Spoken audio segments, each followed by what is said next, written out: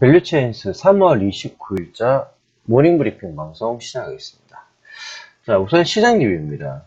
외환시장은 지표 부진에 따라서 소폭 하락했고요. 원유는 부정적인 유가 전망에 하락했습니다. 기금속은 FOMC 의장 앨런의 연설을 앞두고 소폭 하락했고요. 채권은 유가 하락 및 지표 부진에 소폭 상승하였습니다. 아시아 시장은 혼조세를 보였고요. 유럽 시장은 휴장, 그리고 미국 시장은 부진한 지표와 그 유가 하락에도 불구하고 상승하였습니다.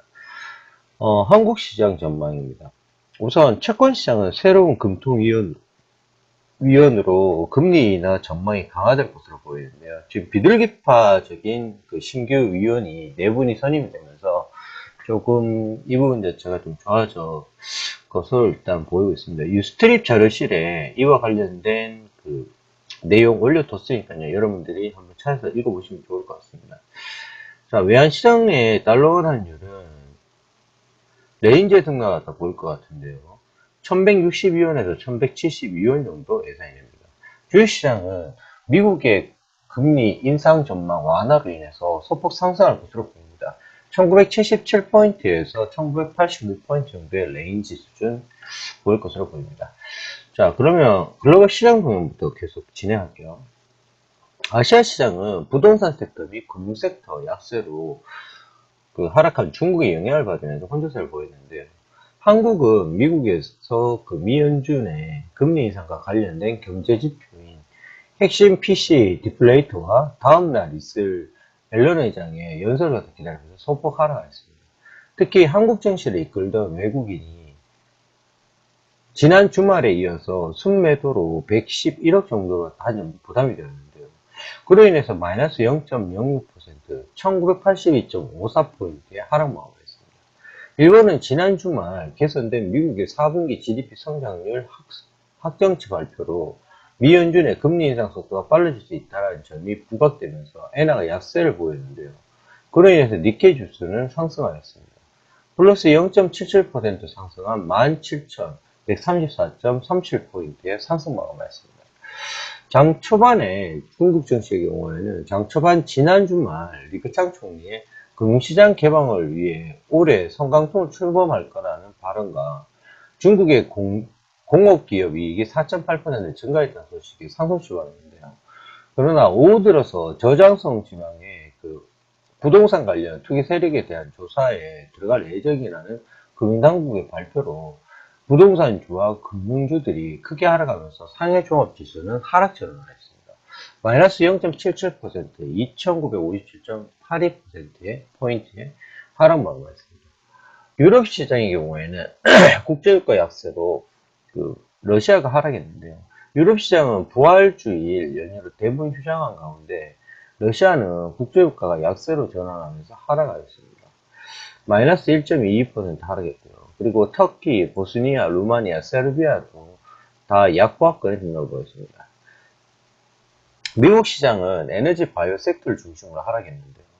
미국 시장은 시장 예상을 하회한 핵심 그 PC 디플레이터 결과로 금리 인상 이슈가 완화되었고 이로 인해서 소폭 상승 출발하였습니다. 또한 주택 지표 개선도 장 초반에 상승 요인이었다 할 수 있는데요. 다만 국제유가가 산유량 동결에도 불구하고 여전히 공급 과잉이 지속되면서 수급 균형 가능성이 희박했다는 점에서 약세로 전환되면서 주가지수 역시 하락했습니다. 이후에 달러지수가 지표 부진으로 금리 인상 시기 지연 가능성에 하락하면서 국제유가를 비롯한 상품시장이 하락에 축소되었고 대형 보험업체들이 이익 개선 전망에 상승하면서 주가지수는 상승 전환에 성공하였습니다. 오후 들어서 미 의회에서 총격 사건이 발생했는데 이로 인해서 그 백악관이 폐쇄했다는 소식이 전해지면서 상승폭을 줄이게 됐는데요. 테러가 아니라는 점에 재차 상승이 확대되었습니다. 다만 밸리언트 CEO의 의회 청문회 소식에 약세를 보인 바이오 섹터로 인해서 나스닥이 하락하는 등 혼조세로 마감하였습니다. 자, 주요 업종 및 종목 동의 한번 살펴보겠습니다. 바이오 쪽이 밸리언트 여파를 하락했다고 볼 수 있는데, 캐나다 제약사인 밸리언트 파마슈티컬스입니다. 4월 27일에 미 의회 청문회 증인으로 소환이 됐는데요. 이와 같은 소식이 하락했는데 바이오 섹터들도 동반 하락했습니다. 그리고 노블에너지의 경우에는 이스라엘 대법원이 이스라엘 가스정 개발 프로젝트를 무효화하면서 하락했고요. 이와 관련된 종목들도 전반적으로 다 하락을 하게 되었습니다. 퀄컴의 경우에는 바클레이스의 투자 의견 하향, 그러니까 비중 확대에서 시장 수익률로 하락했는데 1.42% 하락했고, 온라인 음악 스트리밍 업체인 판도라의 경우에는 창업자인 웨스턴 그랜이 일선에 복귀한다는 소식에 12.17% 하락했습니다. 반면 대형 바이오 업체인 길리어드 사이언스의 경우에는 1분기 기업 실적 개선 가능성에 1.25% 상승했는데요. 또한 대형 보험사들도 실적 개선 가능성에 상승하였습니다. 타임워너는 배트맨의 슈퍼맨 다운 오브 저스티스 영화 흥행으로 3.61% 상승했고, 스타우드는 중국 안방보험 그룹이 인수 제한가를 상향하면서 1.97% 상승하고, 스타우드 인수 작업 중인 메리어트 또한 3.93% 상승하였습니다. 자, 별도의 경제지표는 없었고요.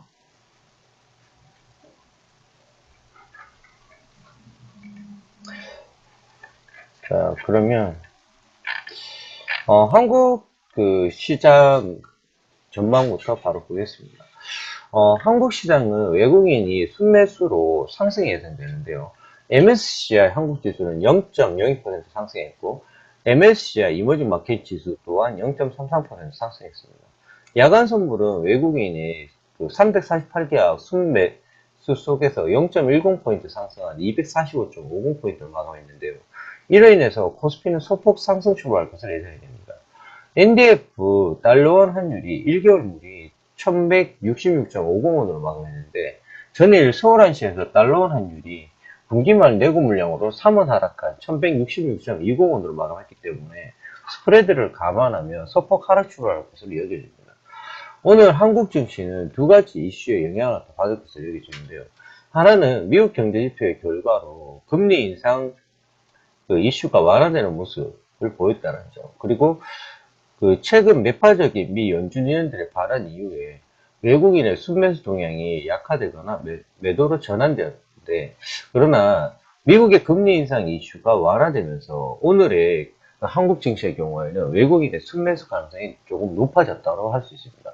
또한 화요일에 앨런 의장의 비둘기파적인 발언을 할 것이라고 예상되기 때문에 이러한 경향은 더욱 높아질 것으로 판단합니다.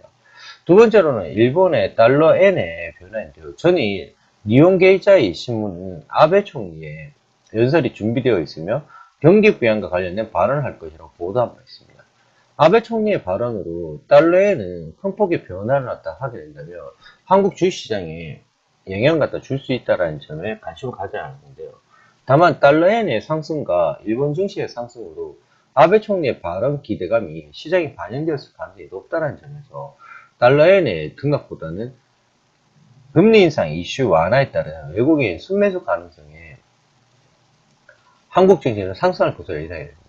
따라서 코스피는 1977에서 1985의 레인지에서 등락이 예상이 됩니다. 자, 오늘은 늦게 시작했으니까 좀 중요한 것만 짚고 갈게요. 죄송합니다. 자, 오늘 주요 이슈 중에서 또 불거진 위헌 논란, 국회 옮기는 것, 수도 이전에 해당 개헌 필요라는 건데, 이건 뭐 그렇게. 네. 자, 오늘 주요 이슈입니다. 내일 현지 시간이죠. 내일 새벽에 반영되니까 우리 증시에는 내일 영향을 미칠 건데요. 제넷 앨런 미 연준 의장의 연설이 있습니다. 제넷 앨런 미 연준 준비대회 의장이 3월 29일 현지 시간으로 이코노미 클럽에서 연설을 할 예정인데요. 최근 연준 관계자들의 매파적인 발언이 이어지고 있는 가운데 앨런 의장도 이날 매우 강경한 자세를 갖다 보이지 않겠지만 4월에 금리 인상 가능성을 갖다 열어두고 금융시장을 안정시키기 위한 언급을 갖다 할 수 있을 것으로 전망이 되고 있습니다. 자, 일본이 안보법을 갖다 시행한다고 하네요. 일본 정부는 자위대가 집단 자위권을 행사하는 내용을 담은 안보 관련법을 갖다 3월 29일 현지 시간부터 시행할 거라고 합니다. 이게 조금, 그러니까 일본 정부가 유엔 평화 유지군 활동, 그 PKO에 자위대 사령관 그 파견이 가능하게 된다고 하네요. 자, 제주항공이 부산 수자장, 수자주항이라고 읽어야 되네요. 운항을 재개한다고 합니다. 제주항공이 3월 29일부터 부산 중국 수자창 그 노선에 운항을 재개한다고 밝혔네요. 자, 샤오미가 새 가전제품을 공개한다고 합니다. 중국 샤오미가 자사 웨이보를 통해서 3월 29일에 새 가전제품 전기밥솥 공개할 예정이라고 하네요.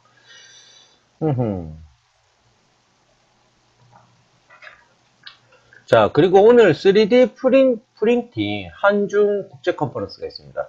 이게 3D 프린팅을 주제로 한 한중 국제 컨퍼런스가 당일 그 전북대 진수당에서 개최될 예정인데 3D 프린터 관련주들 오늘 요거 때문에 뉴스플로 좀 형성되면서 상승할 수 있겠죠. 자, 그리고 네, 증권사 추천 종목 바로 볼게요. 삼성증권에서는 아모레-G를 가져나왔네요. 아모레-퍼시픽 실적 호조와 구조조정 종료로 에뛰드의 턴어라운드가 기대되고 판매 채널 믹스 변화로 구조적인 성장을 왔다 보이는 이니스프리의 수익성이 증대될 거다라고 하겠네요. 괜찮아요. 자, 한양증권은 서울옥션입니다. 서울옥션은 저희 밸류체인스 중기 추천 종목이기도 하죠. 서울옥션은 제139회 정기 경매에서 낙찰된 84.3억 원, 낙찰률 80%인데요. 192점이 출품됐고 153점이 낙찰을 갖다 기록하면서 그 경매 흥행에 성공했습니다. 그리고 올해 4월하고 5일에 제가 추천드리면서 말씀드렸던 그 내용인데 홍콩 경매가 예정되어 있는데요. 최근 단색화 외에 고미술, 민중미술 등의 다양한 사조 작품에 대한 관심이 증가하고 있기 때문에 미술 시장의 성장은 계속될 전망입니다. 그 본업의 호조 및 그 프린트 베이커리 그리고 미술품 담보대출 등의 부가사업 확대도 올해 호실적이 예상됩니다. 서울옥션 같은 경우는 지금 시점 굉장히 좋습니다. 예, 계속적으로 뭐 추천 유지할게요 저희도. 자, 현대증권의 LG하우시스입니다. LG하우시스에 대해서 중국 건자재 매출 부진 등의 4분기 부진의 실적 발표 이후에 수익성 부진 등의 단기 우려가 해소되는 가운데 국내 건자재 시장 확대에 따른 인테리어 시장의 그 성장이 수혜가 예상된다. 그리고 지속적인 이익 성장 대비 부담 없는 밸류에이션 수준을 갖다 기록하고 있으며 자동차 원단 매출 및 소매 매출 증가에 따른 매출 성장이 기대된다고 밝혔습니다. LG하우시스 같은 경우에 지금 기점 괜찮습니다. 그래도 한샘이 낫겠죠? 자, 그리고 NH투자증권입니다. NH투자증권은 팅크웨어를 가져놨네요. 팅크웨어에 대해서 중저가 블랙박스 출시 및 블랙박스 해외 진출 확대로 올해 외형 성장이 기대된다고 밝혔고요. 그리고 이동통신사의 신규로 공급 예정인 내비게이션 서비스도 그 수익 증대에 긍정적인 부분이라고 밝혔습니다. 자, 여기까지입니다. 오늘 모닝 브리핑이 좀 늦어서 몇 가지 진행했다가 안 하고 그냥 넘어왔는데요. 오늘은 시장 자체가 일단은 괜찮을 것 같아요. 예, 그렇기 때문에 부담 없이 신중하게 매매 잘 임하셨으면 좋겠습니다. 우선 그러니까 정강으로 시작해서 마찬가지 후 이야기를 가능성이 높습니다. 그러니까 후반으로 갈수록 관망세가 좀 짙어지는 형태가 있을 수가 있으니까요.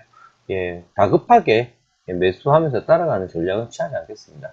자, 오늘 하루도 성탄시 바라겠습니다. 밸류체인스 모닝 브리핑 방송 여기까지 하겠습니다.